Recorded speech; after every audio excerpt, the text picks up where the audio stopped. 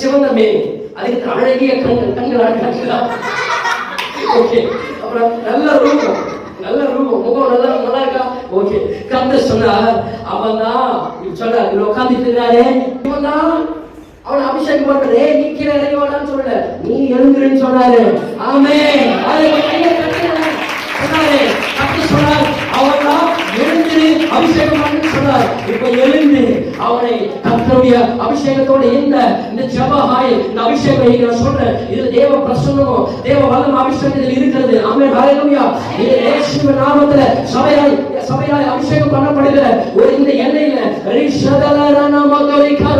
இன்னைக்கு சொன்ன இந்த வெளியேற பெற்ற அபிஷேகம் சாமுவேலாய் அவர் சன்னிதானத்தில் வந்து இருக்கிற தேவன் அபிஷேகம் பண்ண அபிஷேகத்தை எடுத்து இன்னைக்கு நான் சொல்றேன், இந்த அபிஷேகத்தை ஊற்றும் பொழுது கர்த்தர் இந்த சந்ததியை இவனை கர்த்தர் ராஜரீக அபிஷேகத்துல கர்த்தர் வல்லமையாய் நான் அவனை உயர்த்த போகிற யாரையோ தவித்து அவனை உயர்த்த போகிற அதுக்கு அவனுக்கு தகுதி இல்லை, அது அவனுக்கு தாரது இல்லை, அதுக்கான பிரயாசம் அவனுக்கு இல்லை.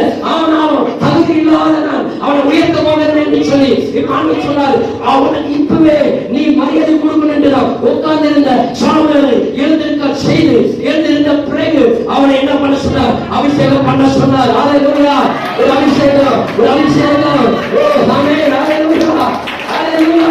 அபிஷேகத்தை குறித்து இப்ப கையை வச்சு சொன்னார், உன்னை கர்த்தர் ராஜாவாய் அபிஷேகம் பண்ணுகிறார், ஒரு ராஜ ரீகத்தில் கர்த்தர் வைக்க போகிறார். உன் கோலம் கோத்திரம், உன் சந்ததி, உன் குடும்பங்கள் கண்ணியால உயர்வுல மகிமையில மகத்துவத்துல கர்த்தர் உன்னை அபிஷேகம் பண்ணும்போது நீ போகிற இடமெல்லாம் ஜெயம், நீ போகிற இடமெல்லாம் அற்புதத்தை கர்த்தர் செய்வார் என்று ஒரு அபிஷேகத்தை கர்த்தர் அவர்கள் வைத்தார். எவ்வளவு பெரிய ஆதாயம் இருந்தாலும் உனக்கு முன்பாக எழுந்து நிற்கிற நாட்கள் வரும். எவ்வளவு பெரிய பொங்கலா இருந்தாலும் உனக்கு முன்னாடி எழுந்து நிற்கிற நாட்கள் வரும்.